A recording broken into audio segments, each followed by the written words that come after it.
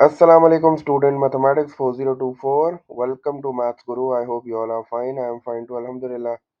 Students, I hope you all are having a very good time preparing for your exams.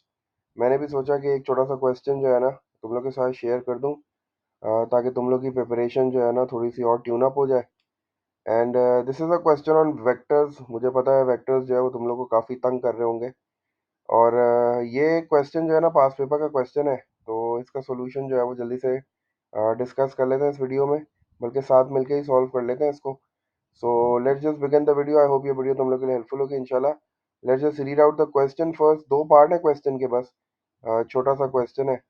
Question में हमसे कह रहा है कि ओ ए सी इज़ अ ट्राइंगल। ओ ए सी आपको एक ट्राइंगल नजर आ रहा है जिसमें वो कह रहा है कि B is a point on A C. B जो पॉइंट है ना वो लाइन ए सी पे है, ठीक है। और वो इस तरह है कि वो मिड पॉइंट नहीं है, ठीक है। मिड पॉइंट नहीं है तो इसका मतलब है कि डेफिनेटली उसका कोई रेशियो गिवन होगा। अब वो रेशियो क्या है? The ratio is A B ratio B C is 3:2।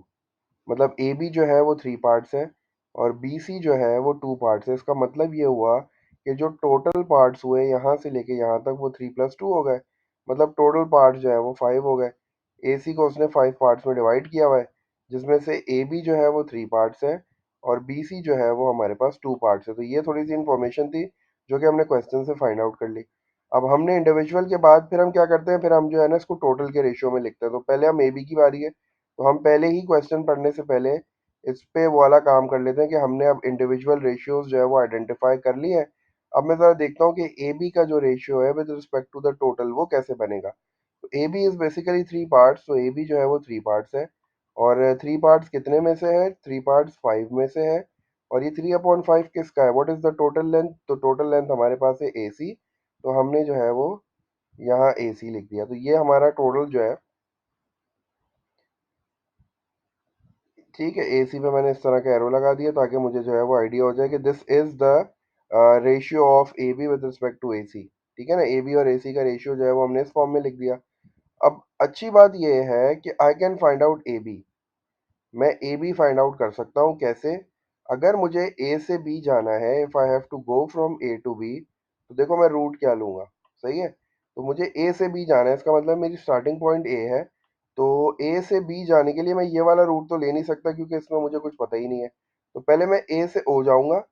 तो ए से जब मैं ओ जाऊंगा तो ये पॉजिटिव ए नहीं होगा, ये नेगेटिव ए हो जाएगा क्योंकि मैं अगेंस्ट द डायरेक्शन ट्रेवल कर रहा हूँ। मैं ए से ओ जा रहा हूँ तो ये हो जाएगा माइनस ए। तो मैंने इसको लिख लिया माइनस ए। और उसके बाद जब मैं ओ पे पहुंच गया हूँ तो अब मुझे ओ से बी जाना है, तो ओ से बी के लिए मेरे पास है पॉजिटिव बी। तो ये हो गया माइनस ए प्लस बी, जिसको मैं बी माइनस ए भी लिख सकता हूँ। तो आई हैव ए बी। अब मेरे पास ए बी आ गया है, ठीक है। बी माइनस ए जो है वो ए बी आ गया है। अब in order to find out A C मैं क्या करूंगा, ए बी की जगह पे ये वैल्यू पुट कर देता हूँ। ये ए बी की वैल्यू मेरे पास आ गई है। तो अब मैं जल्दी से जो है वो ए बी की वैल्यू पुट करके ए सी फाइंड आउट कर लेता हूँ। और फिर जब ए सी फाइंड आउट कर लूंगा तब पढ़ूंगा क्वेश्चन के मुझे करना क्या है। ठीक है, तो जो जो मैं कर सकता था मैंने कर लिया। तो अब ए बी की जगह पे ए बी की वैल्यू रख दूं, तो ए बी की वैल्यू है बी माइनस ए, तो मैंने पहले बी माइनस ए रख दिया। मैंने इसको ब्रैकेट में यूज किया, मैंने ब्रैकेट डाल दिया इस तरह। और फिर इज इक्वल्स टू है 3/5 ऑफ ए सी। अब जाहिर सी बात है I have to find out the value of A C, तो ये 3/5 को मुझे शिफ्ट करना पड़ेगा दूसरी साइड पे। जब ये दूसरी साइड पे शिफ्ट हो जाएगा तो 5 डिवाइड हो रहा है इधर जाके, उधर जाके मल्टीप्लाई हो जाएगा। और 3 यहाँ मल्टीप्लाई हो रहा है, वहाँ जाके डिवाइड हो जाएगा। तो ए सी की वैल्यू मेरे पास कितनी आ गई? फाइनली ए सी मेरे पास आ गया 5 टाइम्स। 5 ये डिवाइड हो रहा है, वहाँ जाके मल्टीप्लाई हो जाएगा, तो 5 आ जाएगा पहले 5 टाइम्स।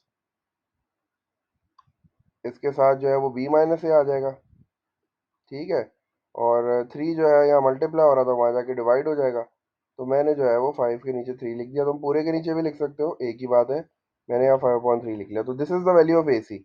अच्छा, अगर इसको और थोड़ा सा सिंप्लीफाई करना है तो ये 5/3 बी से भी मल्टीप्लाई हो जाएगा और 5/3 माइनस ए से भी हो जाएगा। देखते हैं, हो सकता है आगे हमें इसको फर्दर सिंप्लीफाई करना पड़े। अब फर्स्ट पार्ट में हमसे कह रहा है find O C in terms of A and B, give your answer in simplest form. अब ये कह रहा है ना सिंपलेस्ट फॉर्म, इसका मतलब है कि इसको हमें मल्टीप्लाई करना पड़ेगा। ओ सी के लिए क्या करना है? We have to go from O to C. ये वाला रूट मैं नहीं ले सकता, मैं पहले ओ से ए जाऊंगा और फिर मैं ए से सी जाऊंगा, इसीलिए मैंने ए सी फाइंड आउट किया था। तो अब मैं जल्दी से इसको कर लेता हूँ।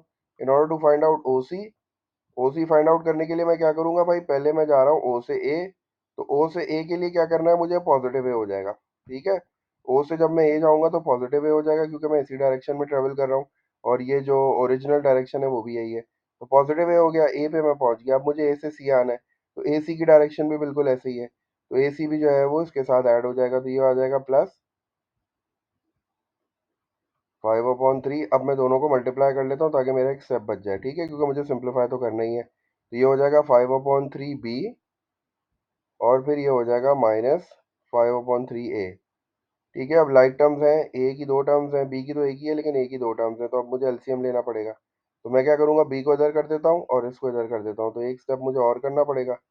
तो ओ सी किसके बराबर हो जाएगा, O C will be equals to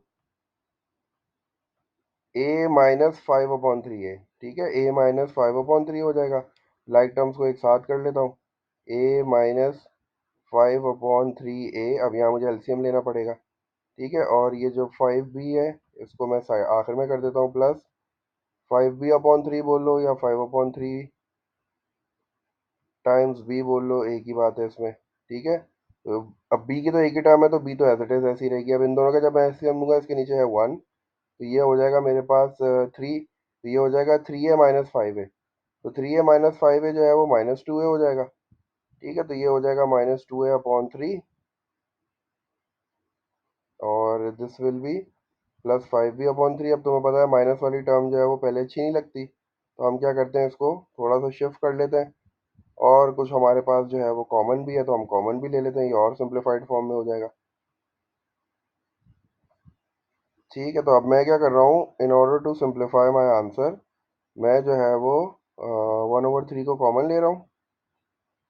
1/3 को मैंने कॉमन ले लिया, और ये जो नेगेटिव की टर्म है मैं इसको बाद में लिख दूंगा, तो ये बन जाएगी 5b पॉजिटिव की है तो ये पहले आ गई, और ये जो -2 है ये बाद में चली गई। तो this is my final simplified answer. अब मैं और इसका कुछ नहीं कर सकता बस, तो मैंने इसको यहीं पे छोड़ दिया।